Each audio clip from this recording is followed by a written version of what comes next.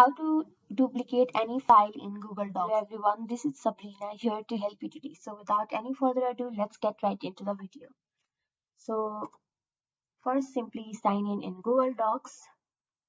Open your document which you want to duplicate, and then simply tap on File. You will see an option of Make a Copy. Simply tap on it. After you have selected that, mm, check these boxes according to your choice and simply tap on Make a Copy,